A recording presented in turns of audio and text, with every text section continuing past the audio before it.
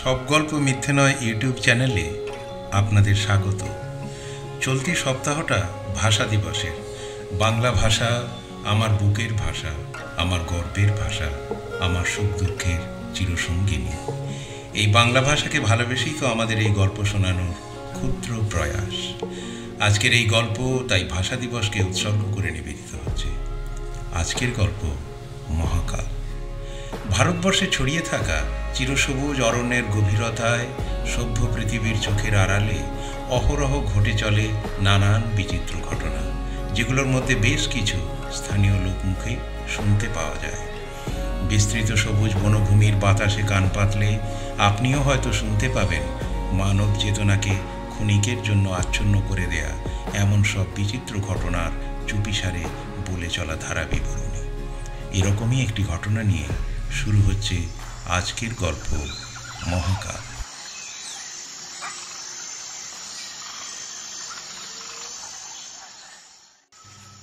জীবনে অন্তত একবার ডুয়ার্সের বিস্তৃত ঘন সবুজ বনানীর আঘ্রাণ যারা নিয়েছেন তারা জানেন এর ভুবনমোহিনী অনাবিল সৌন্দর্যের কথা। ক্ষণে ক্ষণে কানে ভেসে আসা জানা অজানা নানান রকমের শব্দ। সেই শব্দ কখনো ময়ূরের কেকা, কখনো বা দূর থেকে ভেসে আসা কোনো অনামী নদীর স্রোতের শব্দ, আবার কখনো ঝিঝি পোকার জমাট শব্দের অভিঘাতে চলমান সময় বুঝি আচমকা থমকে দাঁড়ায়। গাছের সবুজ বাদামি পাতার ফাঁক দিয়ে বয়ে যাওয়া বাতাস যখন অরণ্যরাজিকে আন্দোলিত করে দিয়ে যায়, তখন যে অদ্ভুত অন্যরকম ধ্বনির সৃষ্টি হয় তা যেন যুগ যুগ ধরে স্থির অচঞ্চল হয়ে দাঁড়িয়ে থাকা আকাশ ছোঁয়া গাছগুলোর মনের গোপন কথা বলে ভ্রম হয়। আবার দিনের মন কেমন করা বিস্তীর্ণ সবুজ বনভূমিকে যখন রাতের ঘন অন্ধকার গ্রাস করে, তখন সম্পূর্ণ এক অন্যরকম মায়াবী পরিবেশের সৃষ্টি হয়। মনে হয় এ অরণ্যরাজি বুঝি তার গভীর অন্ধকারে লুকিয়ে রেখেছে কত বিচিত্র রহস্য, কত গোপন না বলতে পারা বেদনার ইতিহাস।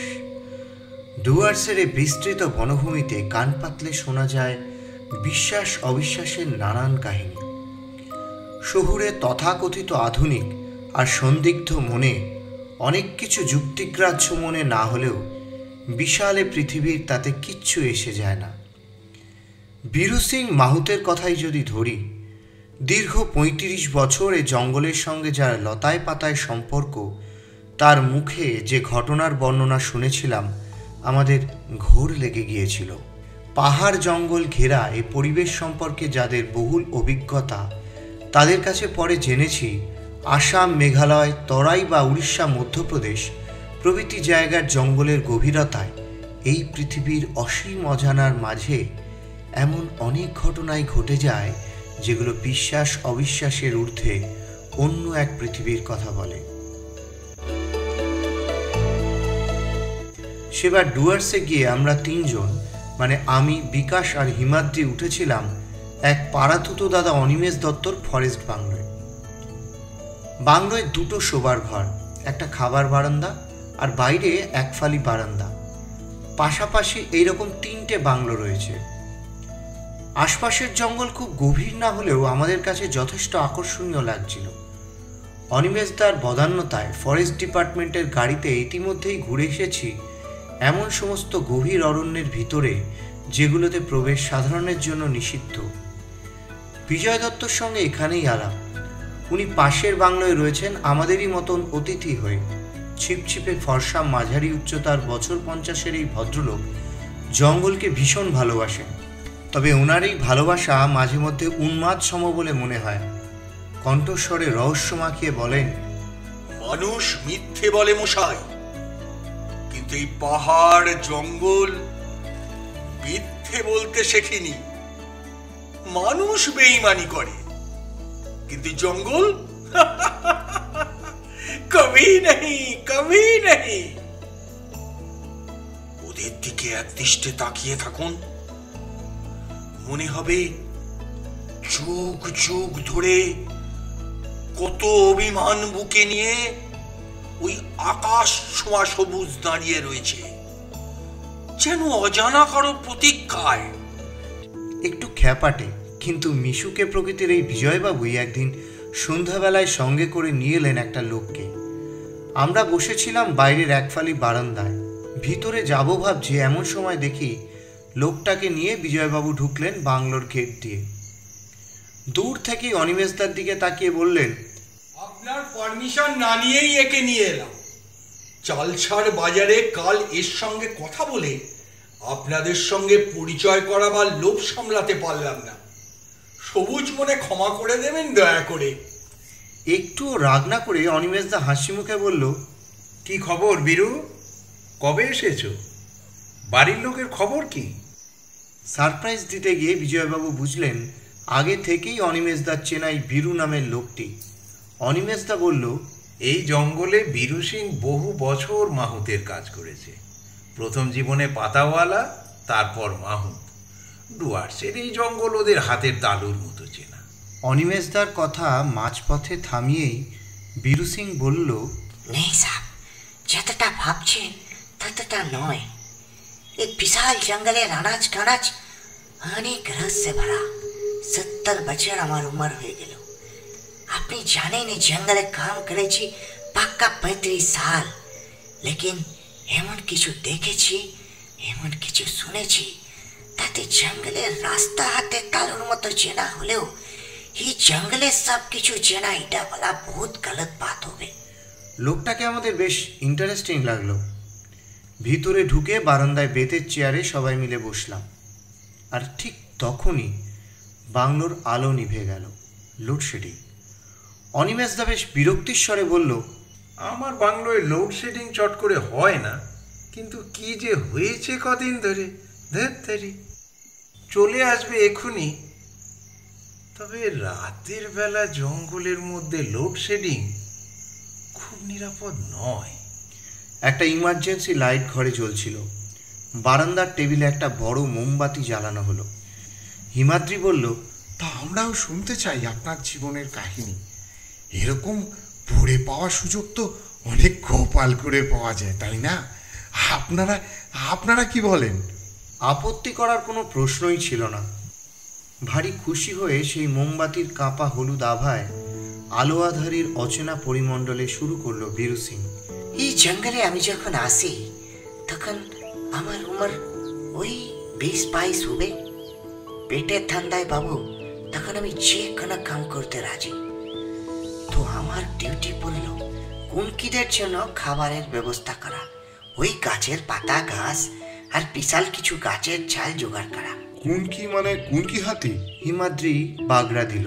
আশপাশ দেখে খুব নিচু গলায় বীরু সিং বলল, বাবু इस जंगले रातेर बेलाय कभी भी एमन कथा क्यों बोले ना, बोलते हैं महाकाल।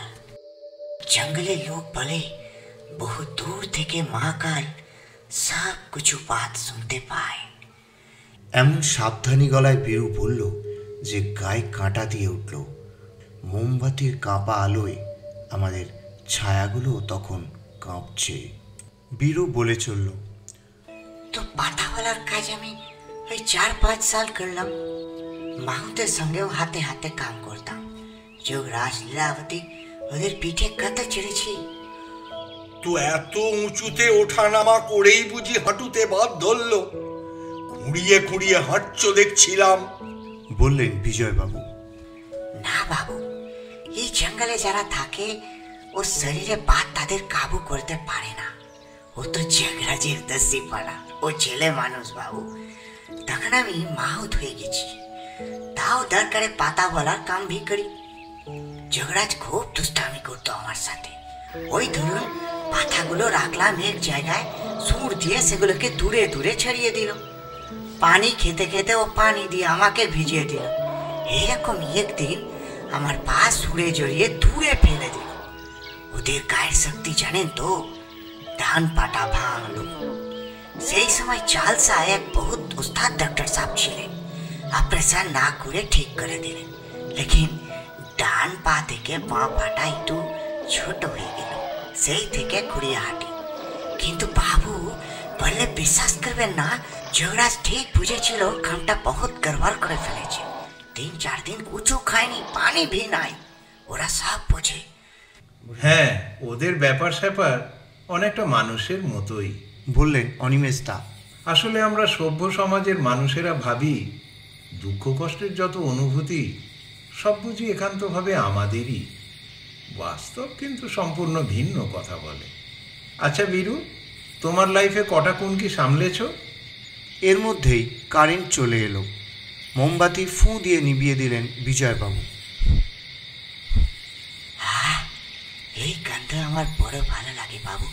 হ্যাঁ, ফরেস্ট বাবু কি বলছিলেন? কত কুনকি সামলেছি? তা বাবু, আমার আন্ডারে 8-10 তো ছিলই, আর ইধার উধার ডাকেলে ওখানেও ভেগেছি। লেকিন বাবু, আমার এই জিন্দগিতে বেহুলার মতো কুনকি আমি আর কখনো দেখিনি। বেহুলা নামটা তো বেশ, আমি বললাম। হ্যাঁ বাবু, কুনকির মতো কুনকি ছিল বেহুলা। ছিল মানে? ওদের তো আয়ু অনেক, যদি না রোগ ভোগে মরে। বললেন বিজয়বাবু। একটা দীর্ঘশ্বাস ছেড়ে বীরু বলল, বেহুলা রোগে ভোগে মরেনি বাবু, ওর মরার কারণ অন্য। লেকিন বেহুলাকে নিয়ে আমি যা দেখেছি সেটা আর কোনো বাচ্চাকে নিয়ে হয়নি। सुनले আমাকে जंगल के आदमी अनपढ़ भाबेन, लेकिन इस जंगल के कसम बाबू सब सच है। একটু স্নেহের পরশ মাখিয়ে অনিমেষদা বলল, বীরু, আমি মাত্র 2 বছর এখানে এসেছি।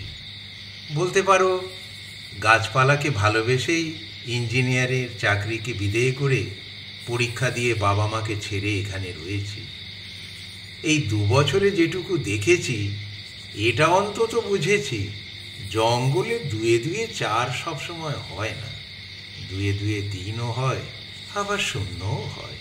আমি জানি এখানে তোমার অভিজ্ঞতা অগাধ, তুমি দেখেওছো অনেক কিছু।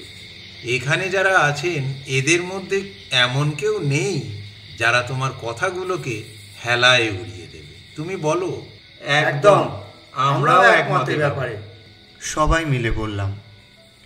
অনিমেষদার আশ্বাস পেয়ে বীরু আবার শুরু করলো, বাবু, বেহুলা যখন আমার কাছে এলো তখন ও মায়ের দুধ খায়, খুব ছোট, ওর সুরে লোম, লেকিন ওর নসিব খারাপ। ওর মা আর ওই দলের আরো 2টো মাদি মরলো ট্রেনের ধাক্কায়। অতটুকু বাচ্চাকে বাঁচিয়ে রাখাই তখন আমাদের কাছে খুব কঠিন পরীক্ষার মতো হয়ে দাঁড়ালো। ফিডিং বোতলে দুধ দিই, কিছুতেই খায় না, খালি মাকে খোঁজে। আমাদের কাছে আর কোনো দুধেরও নেই যে বেহুলাকে দুধ দিবে। এদিকে না খেলে ওকে বাঁচানো বহুত মুশকিল। শেষমেশ একটা ফান্দি করলাম। রংলি ছিল মাদি, লেকিন ওর পাটে তখন দুধ নাই। আর কোনো উপায় না দেখে বেহুলাকে নিয়ে গেলাম রংলির কাছে। রংলি সুর দিয়ে আদর করতে লাগলো বেহুলাকে। বেহুলা তখন মায়ের ছোঁয়া ভেবে পাগল হয়ে রংলির বাটে মুখ দিতে লাগলো, কিন্তু দুধ তো নাই। এই সুযোগে আমি একটা দুধ ভর্তি পাইপ ওর মুখে ঢুকিয়ে দিলাম। মায়ের দুধের নেশায় পাগল বেহুলা তখন চোখ চোখ করে দুধ টানছে, আর আমাদের সবার চোখে জল। আমার কাণ্ড দেখে সবাই বেশ সাবাসি দিল। আর কেন কে জানে, উস দিন সে বেহুলা আমার নেওটা হয়ে গেল। এমনিতে শান্ত স্বভাবের হলেও মাঝে সাঝে আমি যখন দেশ গায়ে যেতাম ও দামাল হয়ে উঠত, দাড়ি ঘড়ি ফিরে আসতাম। ধীরে ধীরে বেহুলা বড় হলো। ফরেস্ট সাহেব জানেন কোনকে কিভাবে বুনোদের সামাল দেয়। এমনিতে তো ওরা কত কাম করে, তারপর ধামালদের ভাগিয়ে ও পাবলিককে বাঁচায়, কত पर পার্টি বাঁচায়। সবচেয়ে উস্তাদ কোনকি ছিল বেহুলা। অনিমেষদা বলল, বেহুলার অনেক গল্প আমিও শুনেছি এখানে এসে। ফরেস্টে যারা কাজ করে তারা এইসব ঘটনা মোটামুটি সবাই জানে, কিন্তু তুমি বলো বীরু। বেহুলা খুব লক্ষ্মী ছিল। একটু ধরা গলায় বলল বীরু। কত টুরিস্টকে পিঠে করে ঘুরিয়েছে জঙ্গলে, লেকিন এক দিনের জন্য কোনো প্রবলেম করেনি। একবার এমনও হয়েছে একদল গুন্ডা দামালের সামনে পড়লাম টুরিস্ট নিয়ে। আমার মতো লোক এতগুলো গুন্ডাকে দেখে বহুত ঘাবড়ে গেছি। টুরিস্ট নিয়ে কি করবো কিচ্ছু বুঝতে পারছি না। लेकिन वो बेहुला और যোগরাজ সুর উঁচিয়ে দামালদের সঙ্গে ওদের ভাষায় কথা বললো। জানেন তো ওরা ওইরকম অনেক কথা বলে। ওদের এরকম ব্যাপার স্যাপারের সঙ্গে আমাদের তো জান পেহচান আছে, लेकिन টুরিস্টরা बहुत ভয় পেয়ে গেছে। আমি ওদের বুঝালাম বেহুলা আছে বাবু, কিছু হবে না, নো টেনশন। বললে বিশ্বাস করবেন না বাবু, দিব্যি চলে গেলাম ওই দামালদের মাঝখান দিয়ে। তুই একটা শুধু ও বেহুলার গায়ে সুর দিয়ে যেন আদর করে দিল। তা বেহুলা মারা গেল কেন? বললেন বিজয়বাবু। একটু আগে দিয়ে যাওয়া চায়ে চুমুক দিয়ে বীরু বলল, সে এক অদ্ভুত ঘটনা বাবু। এমন ঘটনা আর কোথাও ঘটেছে কিনা জানি না। অবশ্য এত বছর জঙ্গলে কাটিয়ে আমি বা কতটুকু জানি এর ভিতরে কি আছে। একবার কি হলো জানেন বাবু, প্রায় 10-12টা বুনো দামাল এসে হল্লা করতে আরম্ভ করলো মানুষের এলাকায়। এর ধান নষ্ট করছে, আর্মি বেড়াকে হামলা চালাচ্ছে। দুজন তো মরে গেল। कि है बाबू, और गुंडा जो दल है ना वो कुछ दिन रहता है, उसके बाद चला जाता है। लेकिन ये दल बहुत झमेला पकाচ্ছিল। आर्मीर কাছে অনেক অস্ত্র থাকে, लेकिन ওরা মহাকাল के गणपति बोले खूब भक्ति करे। ये 10-12 गुंडा दल कितना झमेला पकाচ্ছিল बाबू। ডাক পড়লো আমার, ডাক পড়লো বেহুলা যুধিষ্ঠির সুন্দরীকে নিয়ে গিয়ে ওদের ভাগিয়ে দিতে হবে। বেহুলা এসব ব্যাপারে ওস্তাদ ছিল। আমরা যখন ওখানে গেলাম বেহুলার ওস্তাদিতে ধীরে ধীরে ও সব গুন্ডা ভেগে গেল। लेकिन একটা যেতে যেতেও বারে বারে পিছনে তাকাতে লাগলো। তখন কি আর বুঝেছি। মুখে একটা অদ্ভুত হাসি নিয়ে বীরু বলল, কি অদ্ভুত একটা ঘটনা ঘটতে চলেছে এই জঙ্গলের মধ্যে। বাকি চা এক চুমুকে শেষ করলো বীরু।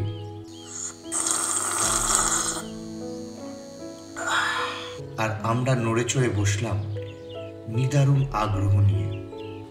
कुछ दिन ধরে লক্ষ্য করলাম কি একটা বুনো দাঁতাল একেলা খুব কাছাকাছি জঙ্গলে এসে রয়েছে। একলা থাকা দাঁতাল ডেঞ্জার হয় বাবু, তাই ওটাকে নজর করতে লাগলো ফরেস্ট বাবুরা। তবে লক্ষ্য করলাম এই দাঁতাল কাউকে কিছু করলো না, শুধু মাঝে মধ্যে কুনকিদের যেখানে রাখা হতো সেইখানে একবার দেখা দিয়ে পালিয়ে যেত। যোগরাজ যুধিষ্ঠির সব চঞ্চল হয়ে উঠত, लेकिन वो দাঁতাল চুপচাপ দাঁড়িয়ে থাকতো, তারপর নিজে নিজেই ভেগে যেত। এমনি করে আরো বেশ কিছুদিন চলল। তারপর একদিন ও দাঁতাল আর भी नजदीक চলে এলো। আমরা তৈরি ছিলাম, लेकिन ও কাউকে কিচ্ছু করলো না। কুনকিদের জন্য আনা খাবারেও भी ভাগ বসালো না। উল্টে জঙ্গল থেকে পাতা ফল সব কিছু এনে রেখে দিত, যেন দোস্তি করতে চাইছে কুনকিদের সঙ্গে, দোস্তি করতে চাইছে ও কুনকিদের মাহুতদের সাথে। জঙ্গলের ভিতরে এমন কাণ্ড দেখে আমরা সবাই অবাক হয়ে যাচ্ছিলাম। শেষমেশ ওর কাছাকাছি যেতে বুঝলাম ও যেন পোষ মানতে চাইছে। হলো তাই ও খুব জলদি আমার পোষ মেনে কুনকি হয়ে গেল। বাবু, ওদের কুনকি বানাতে হয় ছোট থাকতে থাকতে, বড় হয়ে গেলে ওদের বস করা যায় না, এই সচ है। लेकिन वो बेटा কেমন করে যে এমন বস হয়ে গেল সেটা বাদ মে বুঝলাম। ধীরে ধীরে দোস্তি হয়ে গেল সবার সঙ্গে। लेकिन কেন কে জানে ও বেটা हर वक्त বেহুলার পাশে পাশে থাকতো, ওর গায়ে সুর বোলাতো, যেন কত জন্মের সম্পর্ক। মাঝে মাঝে ওদের জঙ্গলে একা ছেড়ে দিতে হয়, ওরা নিজেরাই ঠিক সময় ওদের জায়গায় ফিরে আসে। ও বেটা সব সময় বেহুলার আগে আগে চলতো, এমন ভাব যেন বেহুলার কোনো নুকসান না হয়। ও যোগরাজ যুধিষ্ঠির भी सब कुछ মেনে নিত, ও भी কেন पता नहीं। কাণ্ড দেখে আমরা পুনর নাম দিলাম লক্ষিন্দর। একদিন কোন খেয়ালে ও লক্ষিন্দর বেশ কিছুটা দূরে চলে গিয়েছিল। ওর জন্য বিপদ যেন অপেক্ষা করছিল উস দিনটার। বাবু জানেন তো, বুনোদের দলের লিডারই সব কিছু, তাকে আমার না করলে খুব কঠিন শাস্তি পেতে হয়। ও যে দল থেকে বেরিয়ে গিয়েছিল এটা ওর মাদি লিডার কিছুতেই মানতে পারেনি। ওরা সব কুছ মনে রাখতে পারে বহুত দিন। ওই দলটা আবার ওই এলাকায় ফিরে এলো। ওদের দলপতি যেন ওকেই খুঁজছিল। আর সেই দিন এলো সেই সুযোগ। চারটে দাঁতালোকে ঘিরে ধরলো। আর ততদিনে লক্ষিন্দরের জঙ্গলি স্বভাব অনেকটা কেটে গেছে। ও আর পারবে কেন ওদের সঙ্গে? এমন লড়াই জঙ্গল বহুত দিন দেখেনি। তোমার চিৎকারে জঙ্গল তখন তছনছ হয়ে যাচ্ছে।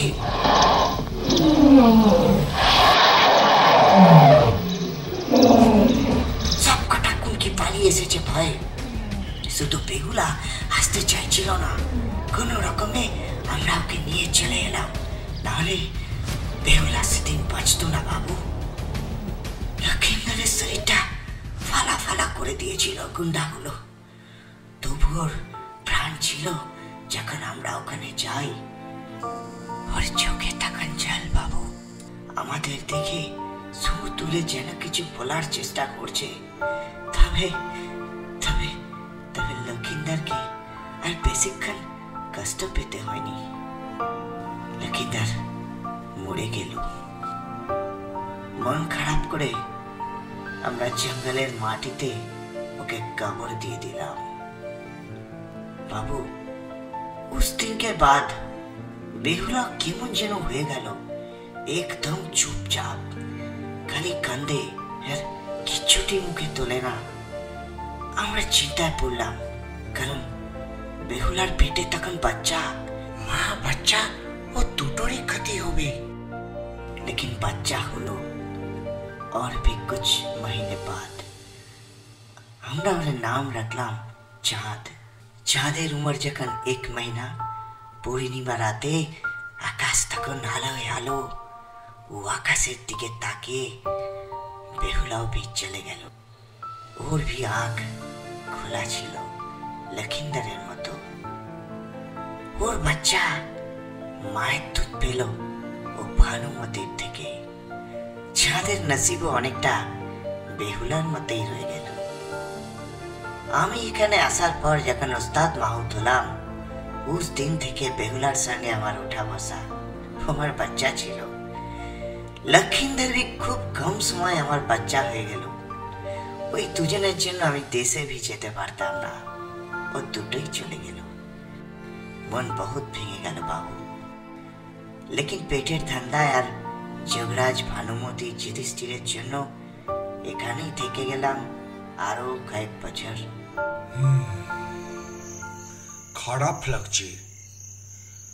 খারাপ লাগছে তোমার কথা শুনে, কিন্তু ঘটনাটা সত্যিই খুব অভিনব, তাই না অনিমেষ?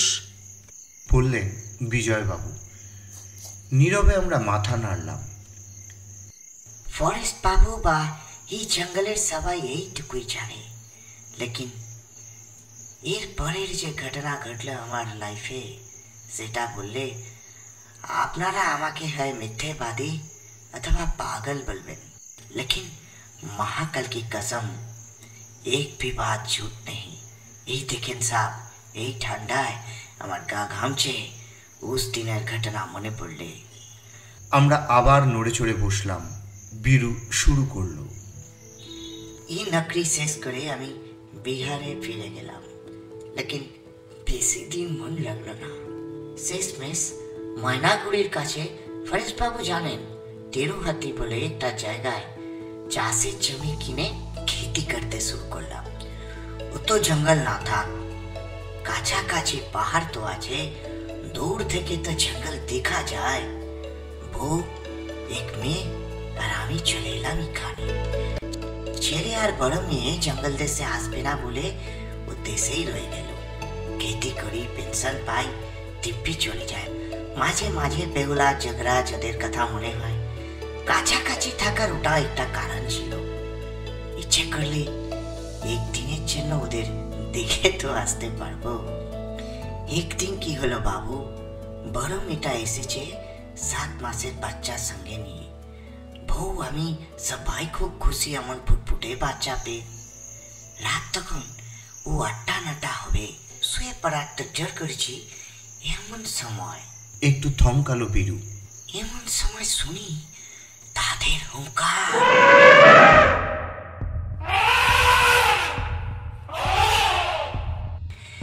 একটা নয় বাবু, ডাক শুনে যা বুঝলাম অন্তত 8-10টা এসেছে। তখন ধান পাকার সময়, আর সেই পাকা ধানের গন্ধে দল বেঁধে চলে এসেছে সব। ডাক শুনে বুঝতে পারছি খুব কাছাকাছি রয়েছে। ভয়ে কাঁপছি। অনেক দিনের অভিজ্ঞতা থেকে জানি এমন সময় ওদের সামনে একলা পড়লে আর একটুও নিস্তার নাই। আমার পাকা বাড়ি, লেকিন ওদের শক্তি অনেক, আর খেতে তছনছ করে দেবে ওরা। লেকিন ওদেরই বা কি দোষ বলুন? আমরাই তো জঙ্গল কেটে খেতে করেছি, ধান ফুলিয়েছি। খিদের জ্বালায় ওরা তো আসবে। লেকিন আমার বুকে তখন বহুত ডর। আমার ওই নাতিকে নিয়ে বাইরে সামনে হুঙ্কার চলছে। একটু বাদে শুরু হলো বাজি পটকার শব্দ। তার মানে গায়ের হুলাপাটি খবর পেয়ে বেরিয়েছে।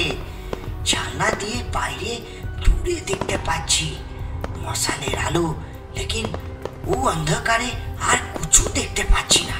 আমি মাহুত, এ তো ভয় পেলে আমার চলে। শেষমেশ মরিয়া হয়ে দরজা খুলে বাইরে বেরোতে গিয়ে দেখি দরজা যেন বাইরে থেকে বন্ধ।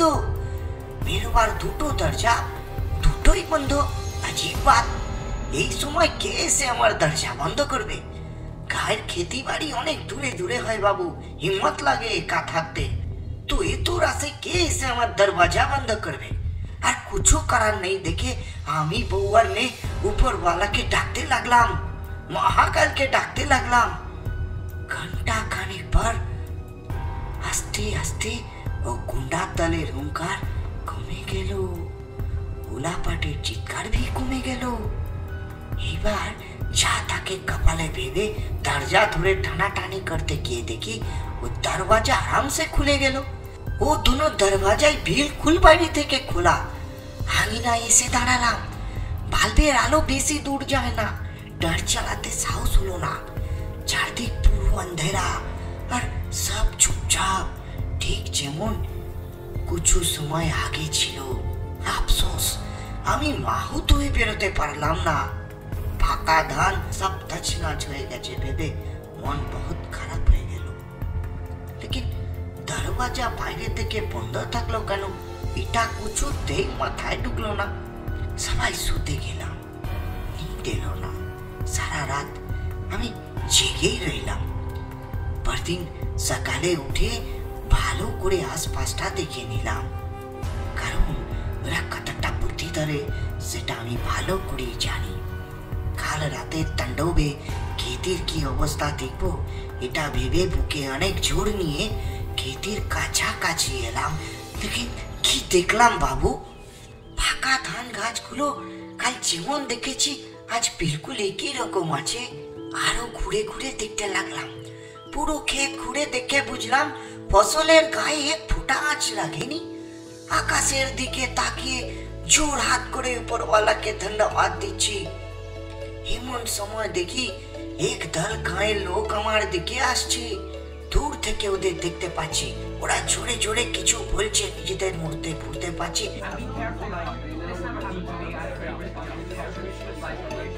ওরা কাছে এলো, অনেকক্ষণ আমার দিকে তাকিয়ে রইল চুপচাপ। তারপর ও গায়ের মোড়ল আমাকে বুকে জড়িয়ে ধরলো, বললো, বীরু, তোমার জন্য বাবা পুরো গ্রামের ফসল বেঁচে গেল। বহুত ঘাবড়ে গেলাম। আমার জন্য? আমি করলামটাই বাকি। কাল রাতে তো ও ঘর থেকে বেরোতেই পারলাম না।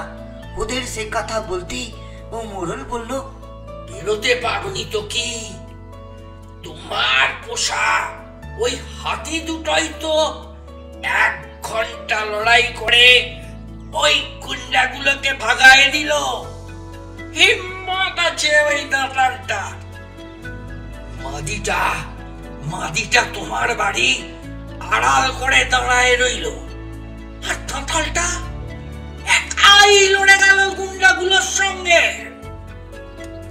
ওদের বাত শুনে আমি बिल्कुल उड़बाक বলে যাচ্ছি, लेकिन মুরল বলে চললো, বীরু, তুমি তো আগে বলনি ওগুলো তোমার পোষা। সন্ধ্যের আগে দু একবার তোমার বাড়ির কিছু দূরে ওদের দেখেছি বটে, কিন্তু কিন্তু গোলাপাটি কখনো ডাকতে হয়নি। কাল কাল রাতে জানলাম ওগুলো তোমার হাতি। যাই বলো বাবা, বিশ্বকর্মার পুজোটা এবার জবরদস্ত করতে হবে। জয় জয় বাবা বিশ্বকর্মা জয়। কপালে হাত ঠেকিয়ে চিৎকার করতে করতে সবাই মিলে চলে গেল। আমি চুপচাপ দাঁড়িয়ে আছি, দেখতে পাচ্ছি সামনে 4 বিঘা জমিতে হাওয়ায় মাথা নাড়ছে পাকা ধান গাছগুলো। কে বাঁচিয়ে দিল ওই ধান? আমার বাড়ি, পুরো গাঁও, দুটো হাতি, ওরা কারা? তবে কি বেহুলার লক্ষিন্দর? উপরওয়ালার কাছে গিয়েও ওরা আমাকে ভুলতে পারে নাই। আমার সঙ্গে আমার আশেপাশেই রয়ে গেছে ওরা, তো আমি কেন দেখতে পেলাম না ওদের? কি জানি কি ভেবে চোখের জাল মুছে চিৎকার করে উঠলাম, বেহুলা, লক্ষিন্দর, বেহুলা, লক্ষিন্দর। বাবু জানেন, বহু দূর থেকে পরিষ্কার শুনতে পেলাম,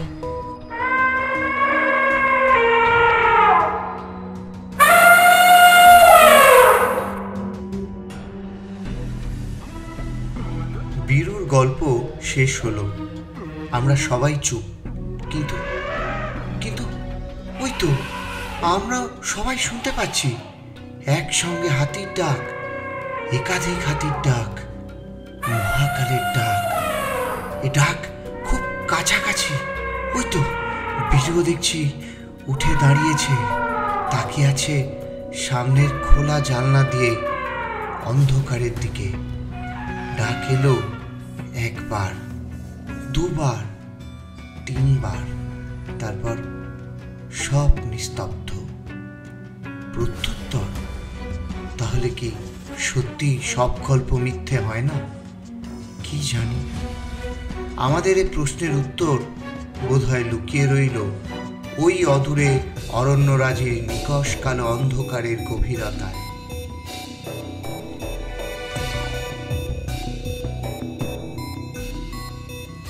শেষ হলো মহাকাল। গল্প পাঠে এবং বিভিন্ন চরিত্রে অনিমেষ দা, শ্রী অনিতেন্দু মোদক, বিজয় দত্ত এবং মোড়লের ভূমিকায় শ্রী শান্তনু বসু, গল্পের কথক এবং বীরু সিংহের ভূমিকায় আমি গৌতম। গল্পটি কেমন লাগলো কমেন্ট বক্সে অবশ্যই জানাবেন, আর গল্পটি ভালো লাগলে লাইক এবং শেয়ার করে উৎসাহিত করবেন। এতক্ষণ আপনার মূল্যবান সময় দিয়ে পাশে থাকার জন্য চ্যানেলের পক্ষ থেকে জানাই অসংখ্য ধন্যবাদ। সবাই খুব ভালো থাকুন। শুভরাত্রি।